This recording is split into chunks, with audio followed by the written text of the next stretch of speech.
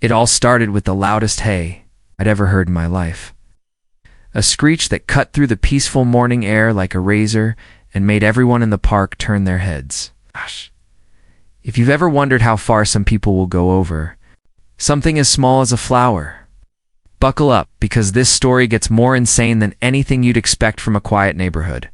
Before I take you through this absurd chain of events that ended with flashing lights and legal threats, don't forget to follow Sham Stories for more unbelievable real-life neighborhood drama that proves truth really is stranger than fiction. Now, back to the moment that sparked it. Allie had bent down to tie my shoelace, and in the process, my elbow accidentally brushed against one of the dozens of bright orange tulips planted in a neat row along the park pathway. It snapped. Single delicate stem broken in half.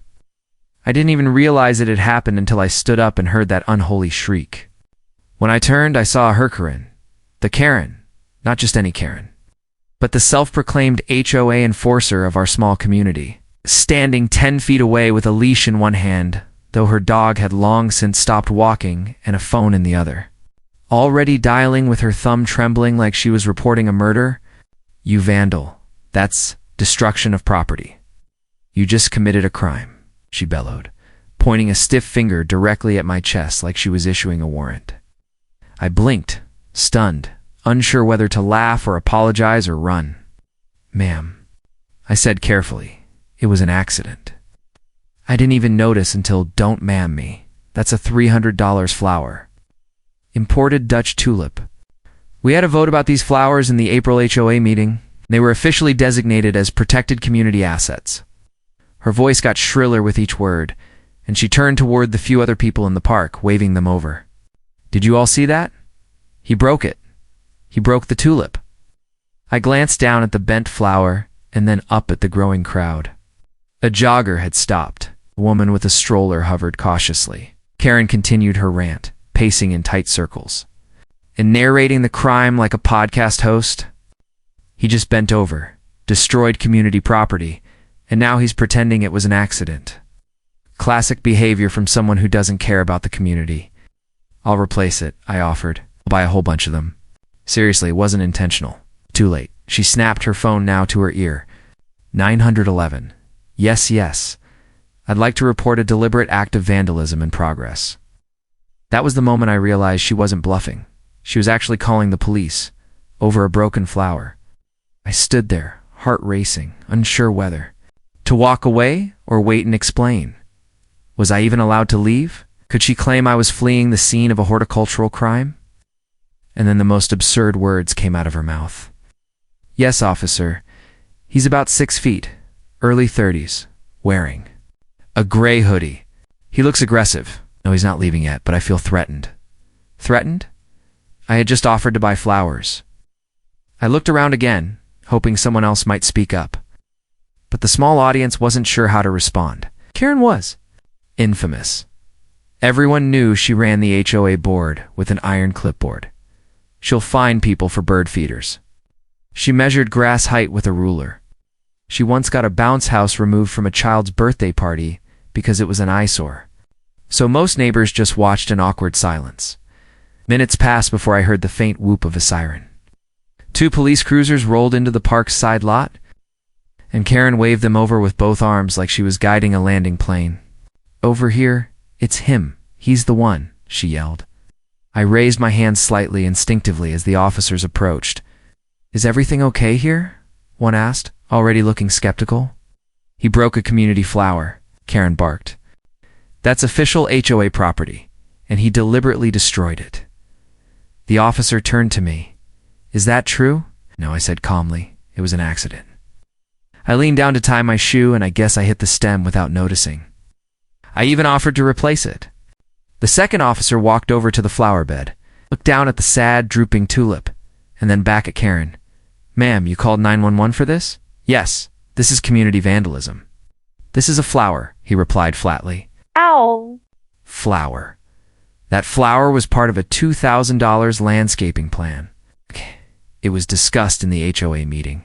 "Guard," Karen insisted, waving her phone at him like it contained proof. "You need to write him a citation. Arrest him if you have to. Otherwise." Everyone will think they can just come here and destroy what we've built." The officer sighed.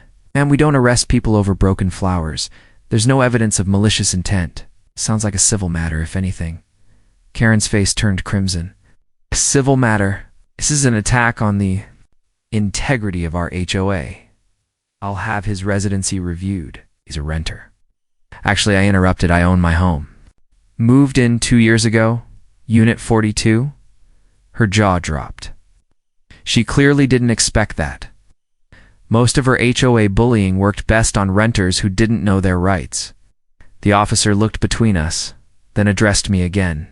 "Sir, you're free to go. Just try to be careful next time." I nodded, walking away slowly, my hands still shaking from the sheer stupidity of the situation. As I left, I heard Karen muttering something about calling the board and initiating a formal complaint. That night, I received a printed notice taped to my front door. Notice of formal investigation. Community destruction report.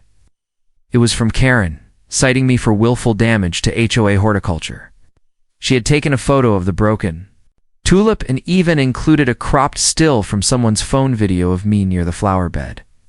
It was laughable, except I knew she was serious. The next few days became a war of paper. I wrote a rebuttal, delivered it to the HOA office, and attended the emergency hearing she scheduled in the community center. At that meeting, she stood before the board like she was prosecuting a criminal. "If we allow this type of behavior to go unpunished," she said, "we're inviting chaos.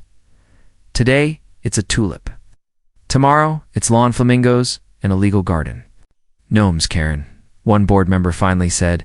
"You're suggesting we fine a homeowner $300 over one bent flower?"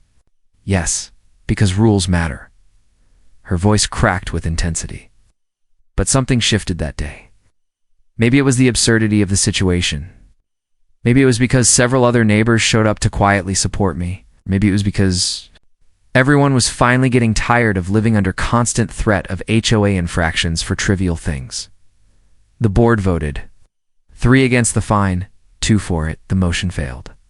Karen looked like someone had slapped her with a rolled-up community newsletter. She stormed out of the meeting, furious. But I knew this wasn't over. Not by a long shot. She wasn't the kind of person to let go, not without escalating. And I was right, because what happened next took everything to another level. I thought after the HOA board voted against Karen's absurd fine over the tulip incident that she might finally back off, or at least redirect her fury onto someone else. But what I didn't understand at the time was that Karen didn't just want to win, she needed to dominate, to humiliate, to crush any perceived threat to her artificial authority. I had become her personal enemy, not because of the broken flower, but because I stood my ground and walked away unpunished. And that wounded her in a way that rules and bylaws couldn't heal. A week after the emergency HOA meeting, my mailbox began filling with violations. First, it was a faded paint complaint on my backyard fence. Then a citation for improper recycling bin placement, despite both bins being aligned exactly where the HOA guidelines showed. And then one more for excessive ambient lighting because my porch light supposedly disturbed the wildlife, a light that had been on every evening since I moved in. Karen was weaponizing the HOA rulebook like it was a military playbook, and I had become the battlefield. She walked the neighborhood with a clipboard under her arm like a queen patrolling her kingdom, nodding at some neighbors, ignoring others, and always staring daggers at me whenever we crossed paths. I kept documenting everything: photos, video clips, timestamps. My driveway camera became my best friend, capturing her multiple times standing near the edge of my property, taking pictures of my house from angles that served no purpose other than to agitate. I reported the harassment to the new HOA board president, David, a reasonable man in his late 40s, who'd lived in the community longer than Karen and had never liked her tactics. We're reviewing complaints from other residents too. He told me one afternoon over the phone, "You're not the only one." That gave me hope. But Karen must have sensed the walls closing in because she did what only someone with no self-awareness and too much time would do. She escalated again. This time, she filed a noise complaint and claimed that I was hosting disruptive gatherings on my property late into the night. The truth? I had friends over for a backyard barbecue one time. Ending at 9:30 p.m., the police knocked on my door that evening because Karen told dispatch I was running an illegal late-night event with alcohol, loud music, and suspected drug activity. I opened the door with a beer in hand, greeted the officer, and invited him to look around.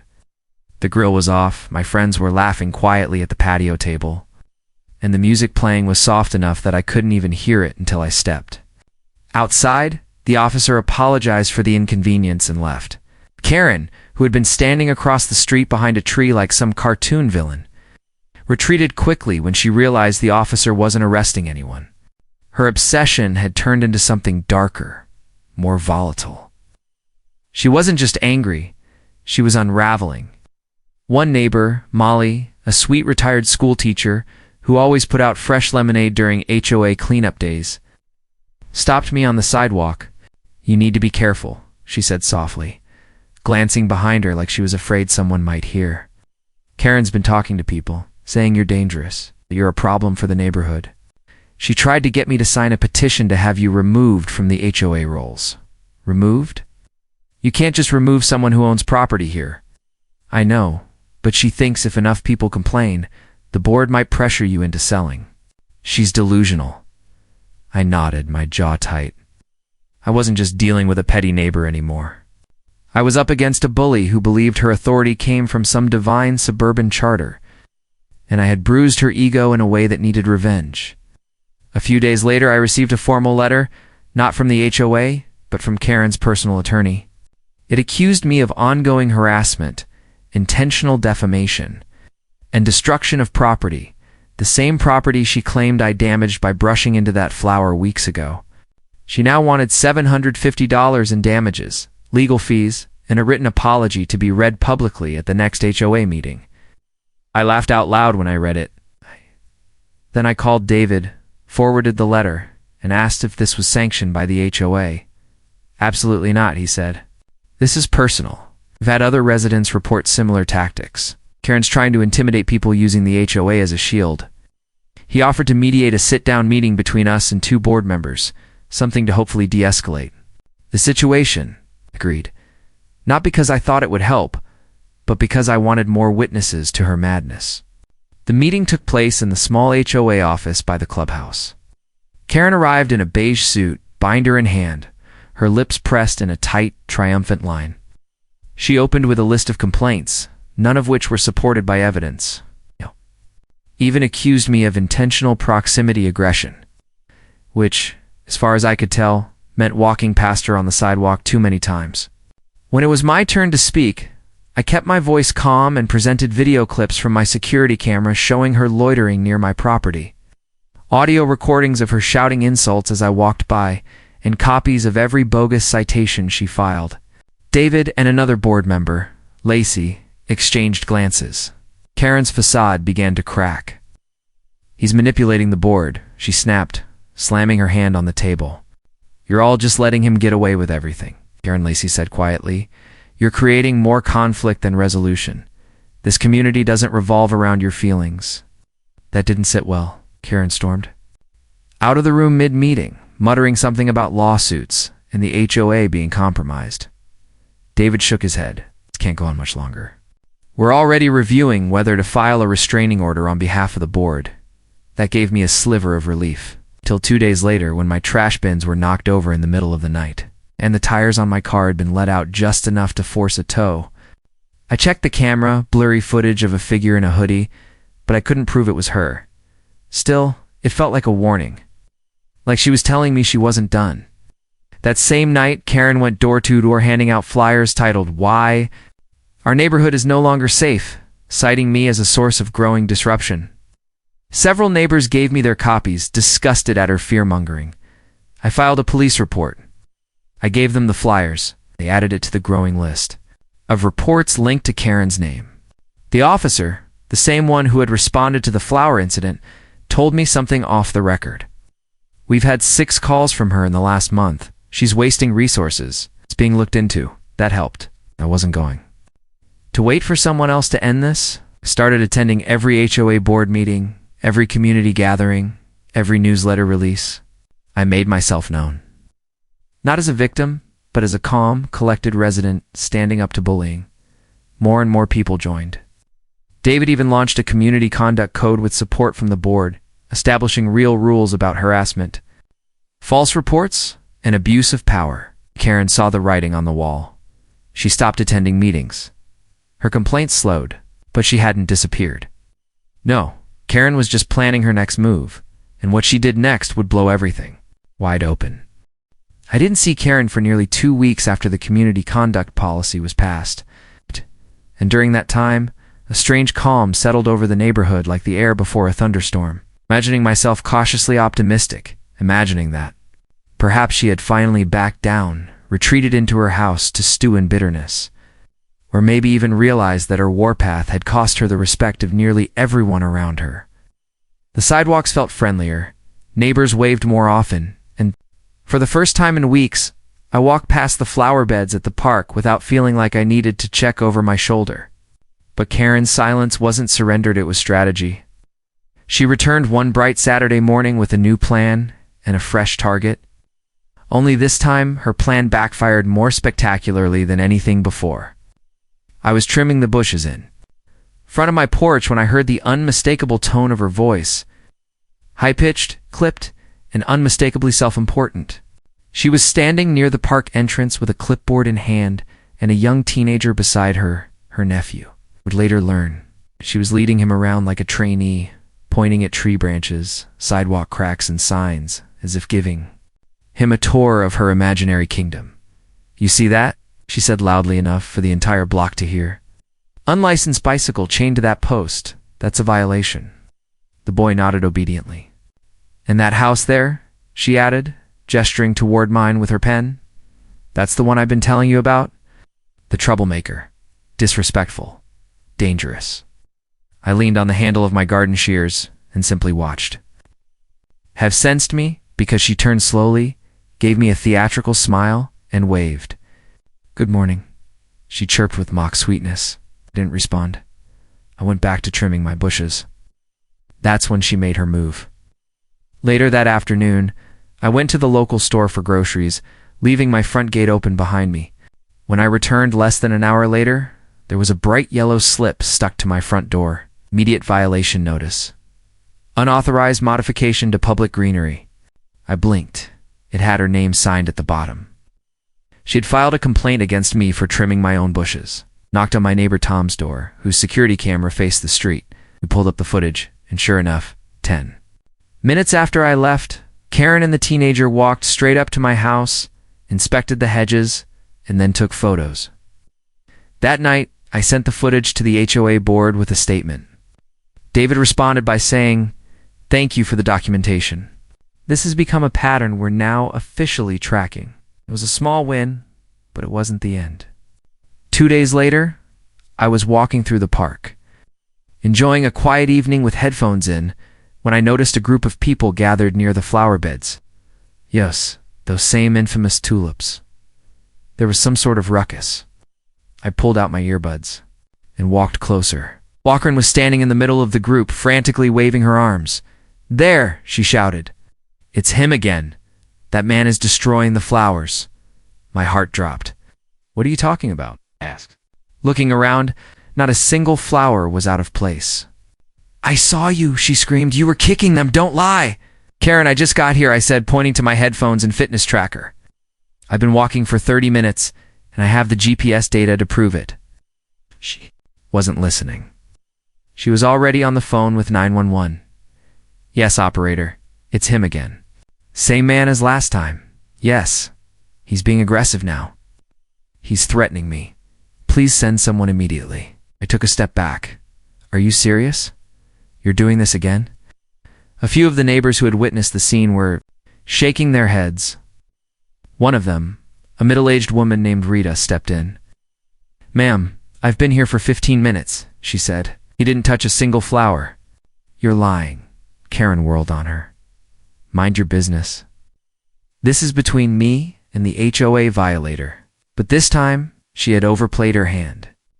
Within minutes, a police cruiser pulled up, and the same Officer Grant stepped out. His face registered immediate annoyance. Again. he muttered under his breath as he approached. What's going on this time? Karen launched into her tirade. He came into the park and kicked 3 tulips on purpose. He was smirking. And then he got in my face when I confronted him. Officer Grant turned to me. Is that true? No, I replied calmly. I have GPS logs showing I've been walking around the neighborhood. I just got here. Rita here saw everything. I did, Rita confirmed. She's lying again. Officer Grant sighed, pulled out his notepad, and jotted down a few notes. Karen, I'm going to be very clear with you. You've made 3 calls in less than a month that have resulted in no findings, no evidence, and in some cases, conflicting witness accounts. At this point, you're abusing emergency resources. I'm protecting the neighborhood, she shouted. If the board won't enforce the rules, someone has to. That's not your job, Grant said. If you continue with these false reports, we'll be forced to cite you for misuse of 911. Her mouth opened, but nothing came out. I could see the fury building behind her eyes, the way her hands trembled and her jaw clenched. She spun on her heel and stormed off, dragging her nephew behind her. The crowd began to disperse, and I stood there, heart pounding, feeling both vindicated and exhausted. It felt like we had finally hit the point of no return, that maybe finally there would be consequences for her behavior. But the craziest part hadn't even happened yet. Later that night, my neighbor Tom knocked on my door, holding his phone out like it was on fire. You need to see this, he said. It was a Facebook post. Karen had started a private group called Take Back. Our HOA and had posted a long, unhinged rant about corruption in the board, outsiders ruining the neighborhood, and a violent flower killer who was allowed to roam free. She had even uploaded a blurry screenshot of me walking through the park, trying to paint me as a threat. The post had dozens of comments, most of them supporting her, but also a surprising number calling her out, asking for proof, defending me, or outright leaving the group. I joined under a burner account just to keep an eye on the madness. Within 24 hours, the board received screenshots from other residents.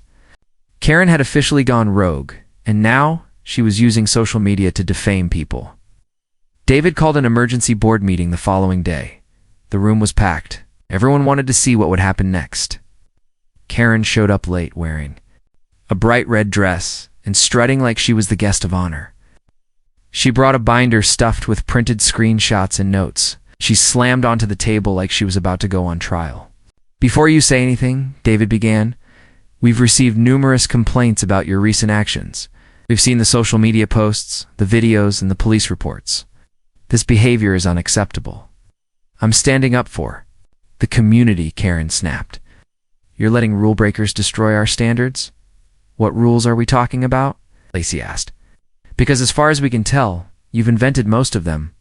I have documentation, said, flipping open her binder. Photos, witness statements, incident logs.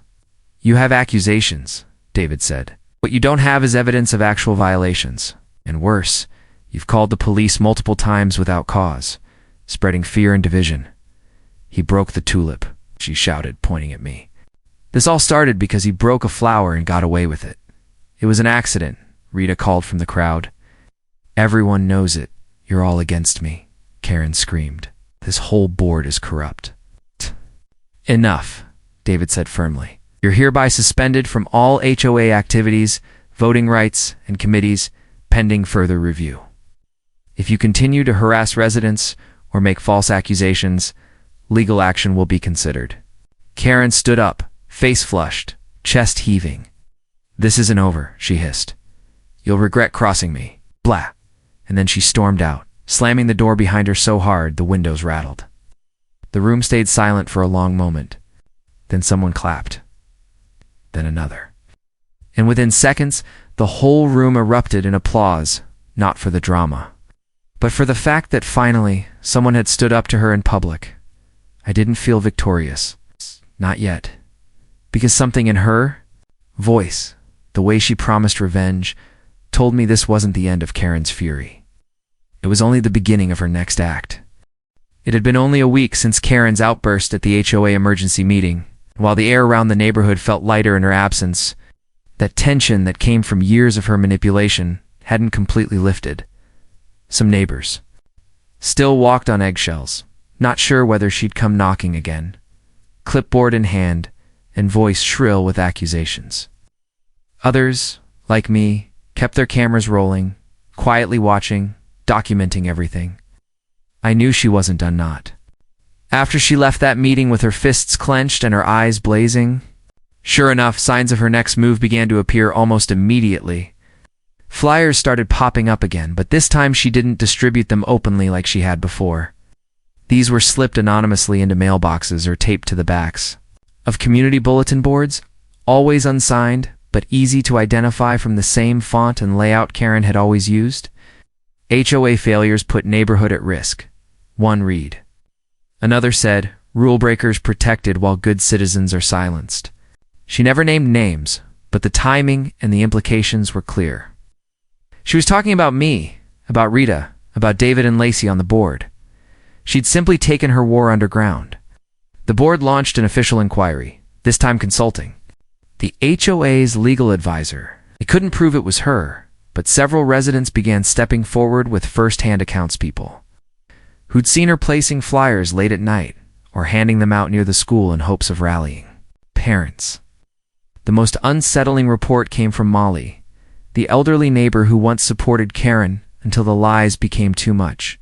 Molly called me one evening and said, in a shaken voice, she knocked on my door last night, said she just wanted to talk.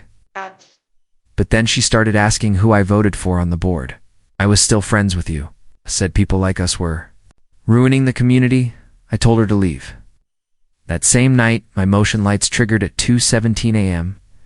I checked my footage and saw a shadowy figure walking slowly past my driveway, pausing briefly to look at my porch before moving on. I couldn't see a face, but something told me it wasn't just a random jogger. The next morning, there were fresh scratches on my mailbox. Just surface damage, not enough to report, but enough to say, I'm still here. I took the footage and images to David. We need to be ready, I told him. She's spiraling. He nodded grimly. I've already called a private security consultant. Not just for you, for the board too. This has gone beyond HOA nonsense. And then came the twist no one saw coming. Karen, stripped of her HOA power, outed by the police, and alienated by most of the neighborhood, submitted a formal request for a private mediation session through her attorney. The stated reason? She wanted to resolve ongoing disputes peacefully. I was stunned. After everything, the screaming, the false 911 calls, the social media smear campaign, she now wanted to play nice. I didn't trust it, and neither did David, but we agreed to a meeting in a neutral location, the community center conference room. Karen arrived late, looking strangely calm, almost rehearsed. Wearing a gray blazer and her usual air of superiority, dialed down to a diplomatic level. Her lawyer was a quiet man in a brown suit who looked like he regretted taking her case. We sat across the table, no cameras, just two witnesses from the board and the community manager present. I think we've all made mistakes, she began, her tone syrupy. Things got heated. Emotions ran high. But I believe we can still come to an understanding for the good of the neighborhood. I didn't say anything at first, stunned by her sudden civility. David leaned forward. Karen, if this is an apology, you're free to say it. If this is a negotiation, we're not playing games. She offered a tight smile. What I'm proposing is simple. I step back permanently from any HOA involvement, with the condition that no further complaints, legal or otherwise, be pursued against me for past actions. In exchange, I will cease all communications about the current board, or specific residents, including Mr. Carter here. I blinked. So you want immunity? I asked. For harassment, defamation, wasting emergency resources, trespassing, and attempted character assassination? I'm offering peace, she said, folding her hands. You can either keep this conflict going, or we can end it here. Lawyer shifted uncomfortably beside her, but said nothing. David looked at me. Could tell he wanted to be done with this, to close the file and let the HOA breathe again. But I couldn't let it go, not yet. You didn't just call the cops on me, I said. You lied. You tried to paint me as a threat to this neighborhood. You made people afraid, not agreeing to anything that lets you walk away without. Admitting that, her smile faltered. Admitting guilt isn't part of the proposal. Then we don't have a deal. I stood up, thanked the board reps for attending, and walked out. Behind me, I heard her voice rise, asking, "You'd really rather keep this feud going?" I didn't answer, I just kept walking. The next few days were quiet again. Too quiet. I knew that refusal had poked the bear. I braced myself for the next storm, and it came sooner than I expected. A neighbor named Chris, who lived 2 doors down and had always kept to himself, knocked on my door holding a package addressed to me. "This was on my porch by mistake," he said. "But you might want to look inside." Confused, I took the box and opened it. Inside was a single red tulip, freshly cut, laying on a bed of torn HOA newsletters. No note, no explanation, just a symbol, a threat, a warning. I reported it to the police and the HOA board immediately. The officer took the evidence but said without proof of who left it, there wasn't much they could do. But we're building a case, he assured me. Every incident adds up. That night, I hosted a small gathering for a few neighbors who had stood by me through it all. We sat on the back patio, the grill sizzling, the conversation light. But in the back of my mind, I kept thinking about that flower. She wasn't done. If she couldn't win with rules, fines, or the law, she might resort to something worse. Around 10 p.m., we heard sirens, loud, close. Within seconds, a fire truck and 2 cruisers came tearing through the neighborhood and stopped directly in front of my house. I ran to the front yard, heart racing, only to find them scanning the area with flashlights. "Did someone call this in?" I asked. The fire captain approached. "We received a report of a fire in your backyard." "There's no fire," I said, motioning to my guests who were now emerging from the patio, confused. The officer from earlier, Officer Grant, arrived moments later, already shaking his head. "Let me guess," I said before he could even speak. "Anonymous tip? Same number as last time," he confirmed. "Blocked caller ID, but we're working on a trace." It was Karen, no doubt in my mind. She'd made another false report, this time wasting fire department resources. In an attempt to intimidate me? "Can I press charges yet?" I asked. "You might be able to," he said. "This was a serious misuse of emergency services. I'll file the paperwork." As the fire truck drove away and the neighbors returned home, I sat on the porch and stared out into the dark, feeling the weight of the months of harassment settle heavier than ever. She had tried everything, and now she was burning bridges she would never rebuild. But she wasn't just losing power, she was losing control, and that made her more dangerous than ever. It had become impossible to deny that Karen wasn't just a nuisance, she was a liability to everyone around her. After the fake fire call, the HOA board convened privately with their legal counsel, and though no official statement had been made yet, murmurs around the neighborhood hinted at something serious brewing behind the scenes. People who once gave Karen the benefit of the doubt now avoided eye contact when she passed. Residents who had previously tolerated her antics began organizing their own HOA community alliance, independent from any board members, to create a resident-driven channel for grievances and oversight. I stayed quiet for the most part, keeping my camera system updated and logging every suspicious sound and delivery near my home. Rita, bless her heart, started baking again, maybe as her way of coping with the stress. She'd often bring cookies, to check in. "Just in case," she'd say, handing me a tin of snickerdoodles. "We need to stick together." And then, like a final, desperate exclamation point on Karen's legacy of disaster, she made one last move that pushed everything over the edge. It happened on a Wednesday morning, a beautiful summer day, with the kind of soft breeze that made the trees sway like they were sighing. I had just returned from my morning jog when I found an envelope taped to my door. No address, no name.